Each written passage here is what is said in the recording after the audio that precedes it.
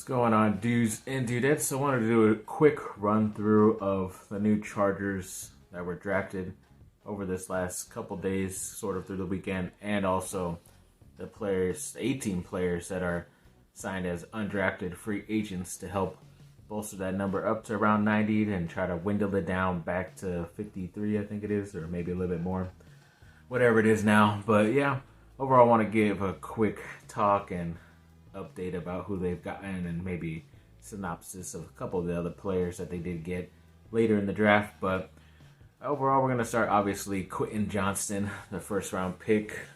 Really liked the pick after sitting with it a couple of days. At first, it was kind of a little bit shocking, especially when people were talking about other receivers and the type of players that were still available at the time, maybe a Dalton Kincaid, the tight end, or Nolan Smith, the defensive lineman. But either way, still a nice pick for the Chargers, and I can't be mad about that. Second round, they ended up going with Tuli Tuipulotu from USC, the defensive lineman. Obviously, I am not mad about this pick whatsoever. Definitely got to see him throughout the whole entire season. Had a career season, led the NCAA in sacks. I forget if it was 12.5 or 13 overall, and one of the top tackle for losses players as well in that category. But either way, it's a great situation for him because he doesn't have to come in right away and be the main guy on that defensive line. He could work behind both Joey Bosa and Khalil Mack for at least one more year, depending if they want to keep Mack or not on that big old deal that they have pushed his money back on, and we will see. But could be the next heir apparent and playing with Joey Bosa side by side or on opposite sides of that line in the near future. Gets to learn a bit more moves and stuff, gets to be a sponge, as he said, and become a better player overall. I think, he does struggle sometimes because he's a bit too aggressive and kind of gets pushed out of the play because he's going one way too fast or too hard, but you definitely want a guy who has a high motor and doesn't want to give up on the play, because a lot of times he was able to still make plays even if he was out of position, even at USC, that I did see over this last year. So definitely very happy about this pick. And then the one player who was in my final, my perfect draft, as I called it on the video I put up on Friday, where I actually had him selected in the same round 3, was the linebacker Deion Henley from Washington State. I just believed he would be available here, and this is where you would take the chance on him.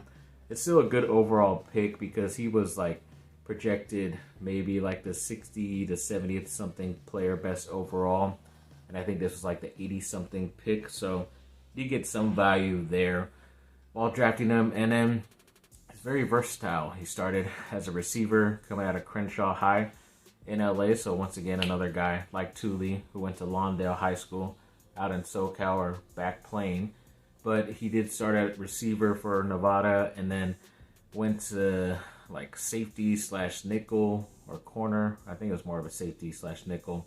And then he went to the linebacker position. So it was kind of maybe like how a Drew Tranquil was, who he started pretty much playing at safety at Notre Dame, played a little bit of that nickel / linebacker, maybe his final year.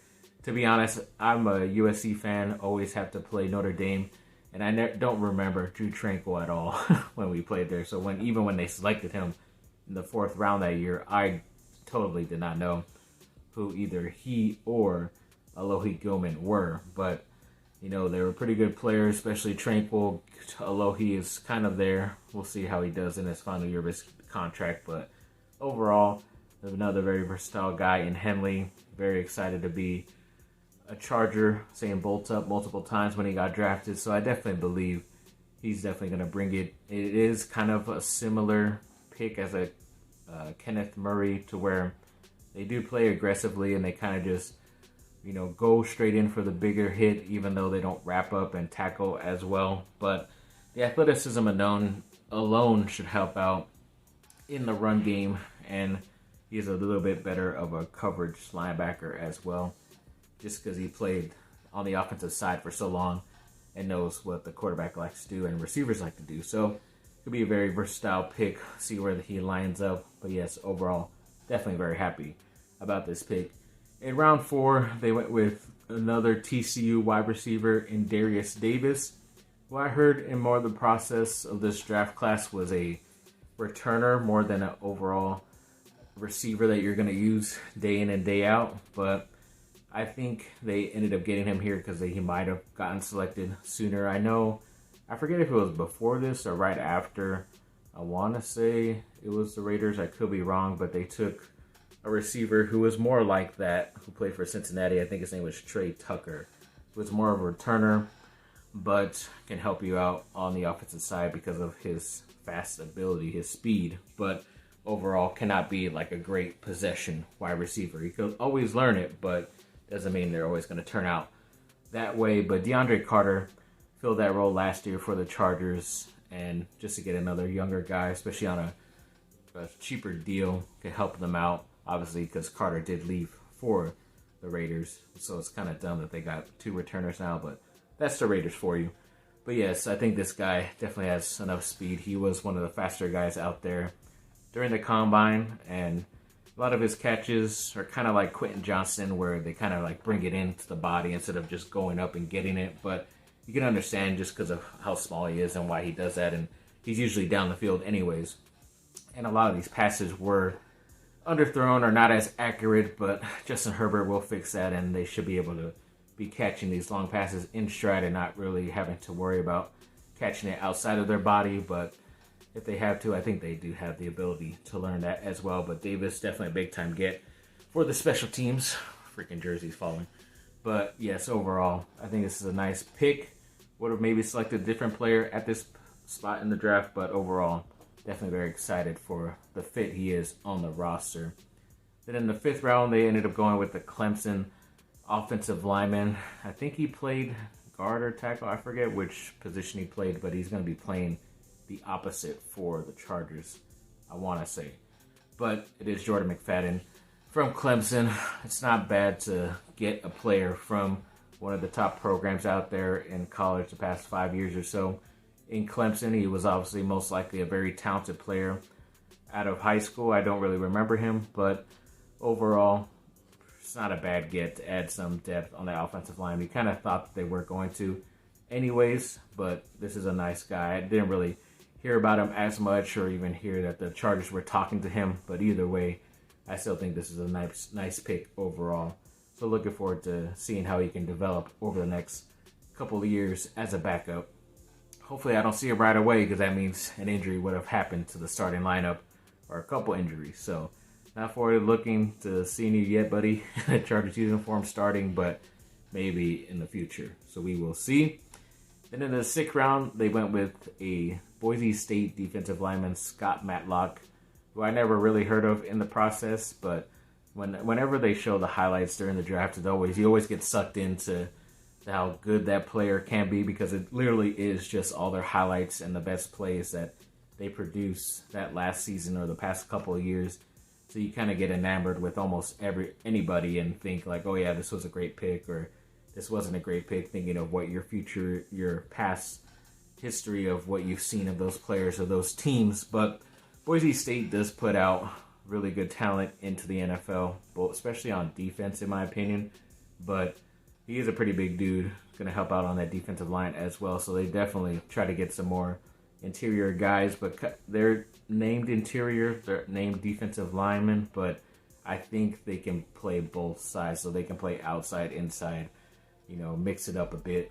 Both Thule and him. So either way, it is a nice pickup, even though I never really heard of him during this draft process. But I think even like Matt Miller, who was doing the ESPN broadcast during the draft on that final day, said that once he did start looking into him and started liking his tape, he was trying to put his name out there more to maybe get him drafted in the 4th or 5th round, because that's where he thought he should be drafted. So in his mind, this was a very good pick for the Chargers to be able to get him even 2 rounds after into the 6th round. So either way, looking forward to the future. But yes, this guy definitely looks like an upgrade of what the Chargers have had over the last couple seasons, especially getting people in the draft and undrafted as well. Then with probably the more surprising and maybe more controversial pick for most Chargers fans is their 7th round pick, where they end up triple dipping out there in TCU with their 3rd player and getting, of all people, the quarterback in Max Duggan, who I have no problems with Max Duggan. He was a really awesome college football player, especially at the quarterback position. This last season, he was second most voted in Heisman winning total votes or whatever. So he was second in the Heisman voting is the correct way to say it. He did win, I think it was a Davey O'Brien, one of those quarterback awards, which is kind of weird that the main Heisman guy, Caleb Williams, wins the Heisman, but then doesn't win all the other quarterback awards, even though he is a quarterback himself. But I think it was more about the performance Duggan had, especially in that Big 12 championship game against Kansas State, where Kansas State was pretty much doing everything they wanted on offense, and he had to keep up and pretty much do it himself, especially will his team towards that end, and they almost came back and won everything. But you like what he can do. I mean, he got his team to the national championship game and beat Michigan on the way, and yeah, they faltered in that championship game, but I think he's more coming in to be a guy who's going to be the backup to Justin Herbert, definitely going to compete with Easton Stick. They wanted to get a guy in who will be able to do that instead of just be another body on the roster, because I don't believe they're going to go with a 3 quarterback roster anymore, so they could use that spot for another, they can use that as another roster spot for another position. But if they end up keeping 3 quarterbacks, I think that's what's going to end up making more people upset about this pick, is that they would prefer Duggan to beat out Stick. And yeah, they let go of Stick, who they only re-signed to a 1-year deal. But Duggan is going to be on a cheaper, longer deal, at least for the next couple of years as a backup. And then if somehow Justin Herbert gets hurt and Duggan comes in and plays really well, kind of like a Brock Purdy situation, then you could end up using him as a trade piece as well, because you're not going to trade away Justin Herbert. Yeah, the 49ers can think about trading away Trey Lance and let Jimmy Garoppolo go, but they're not going to trade away, Justin Herbert over Max Duggan in the future if that were the case. But either way, it is going to be the more controversial pick, because a lot of people said you maybe could have just got him as an undrafted guy, but maybe he was going to be the last pick of the draft, as well as Brock Purdy was Mr. Irrelevant. So you just never know. But either way, I don't mind getting that type of character and that type of leader on your roster, no matter the position. Even if it's a backup and he's not going to get a lot of playing time, I still would prefer those type of guys on the roster than anything. So we will see, but yeah, it's definitely the more controversial pick, as I said, of this year's NFL draft for the LA Chargers. But that's their main draft. Want to get into some of the other stuff. I did forget to mention that, of course, I wrote it first, but I forgot to mention it. So they did say in a press conference that Kenneth Murray's 5th-year option is not going to be picked up. I think they had until today or tomorrow to do it. But they did say it's not going to be picked up. They just think that when it comes to money-wise, they don't mind re-signing Murray at this time, but they just want to do it at the end of the season, because they know they're going to have to pay Herbert. And I don't know if they might have said they're not going to pick up his option because it's going to eat into money next year. So that might mean that we might get a new contract for Justin Herbert within the next month or so. So we'll see what happens. And I hope that Herbert takes like a hometown discount and kind of does what a Patrick Mahomes did, where you get a 10-year deal at a nice number. So you're just going to be with the team, and they're able to push that money back into the later years. So then you could use some more cap room flexibility each and every single year. But either way, we'll see what happens. But I know Justin Herbert loves the Chargers, so I'm pretty sure if they presented him with that option, he will be willing to do it, especially if it has the correct amount of money. But it always comes down to the dumb thing of each new player who gets a brand new contract, especially at a certain positions, but especially the quarterback position. It's either you got to win in the next total guaranteed money or the total number of the contract or whatever. But I don't know. So we'll see what happens next in the near future. But pretty sure they're going to be working out a deal for Justin Herbert and not guys like Austin Eckler or Kenneth Murray at the time. But they obviously said if Murray does well, then they'll look to bring him back also. So we will see.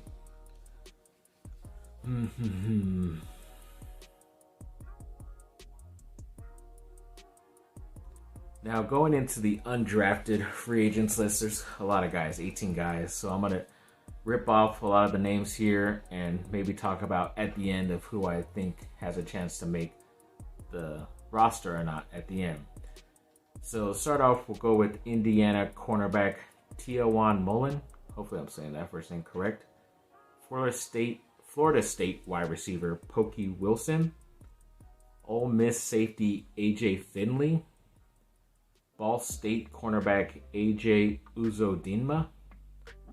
UCLA tight end Michael Ezeike. Lane College outside linebacker Andrew Farmer. Never heard of that college. Maryland center Johari Branch. Samford linebacker Nathan East. Delta State tackle Nicholas Millsap. Never heard of Delta State either. Syracuse linebacker Michael Jones.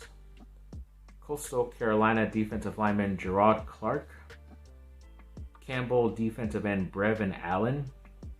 Colorado defensive lineman Terrence Lang. USC wide receiver Terrell Bynum. NC State safety Tyler Baker Williams. Ohio State cornerback Cameron Brown. Northern Colorado running back Elijah Dotson. And North Dakota running back Tyler Husman. So yeah, overall, a nice mix of certain positions that they're definitely going to need to fill up, to have an extra spot or two to make the roster or switch out who is at the end of the roster as of right now. At least they went over, got a lot of guys from at least schools that I know, but a lot of those places I don't either. And a lot of times they've used more of the undrafted free agents to be able to pick more guys that you haven't really heard of or even heard of their school, like a Delta State or Lane College, but at least it's happening here and not during the draft like how they kind of used to do it. So either way, I don't mind bringing in guys like this to see what they got. They're one of the few teams that did bring in this many guys. A lot of teams don't really bring in as much, but yeah, the Chargers usually bring in this amount of guys just to see what they can get and what ends up happening. You just never know. I always forget if Austin Eckler was an undrafted guy like this, like they brought in like this, or if he was selected very late. I always forget. Sorry about that, Austin. But if you can find a gem like that and be a cornerstone for you on your roster for as long as he has been, then I think it's definitely the right thing to do to bring in all these guys, because you're able to, because you have to fill up a 90-man roster if you wanted to, and you're able to dwindle down who is performing well, or if there's sadly injuries, then you have more bodies to fill up those roster spots with as well.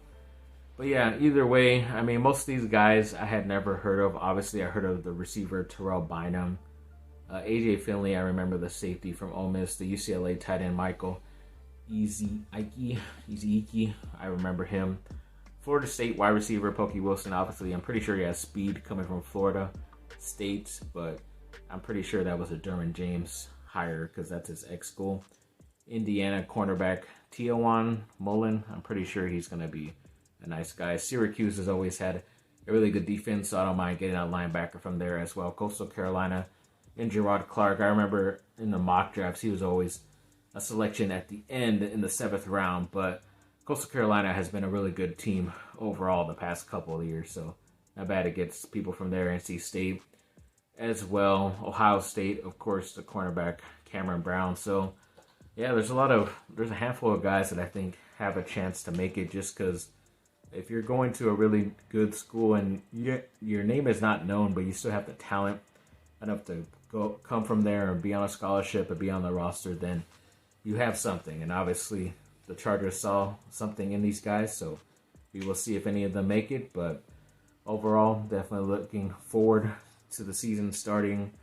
Well, I mean, in a couple months, obviously, but we will have like OTAs and, you know, them getting together for summer practices and all that stuff leading up to the season. And then the preseason will be here before we know it, within a couple months as well. So either way, looking to bolt up soon and hoping for the best for this Chargers team going into the 2023-2024 year, I guess. So yes, thanks for watching, people. Like, subscribe, comment down below. Let me know what y'all think. Have a great rest of your day. Bye. Bolt up.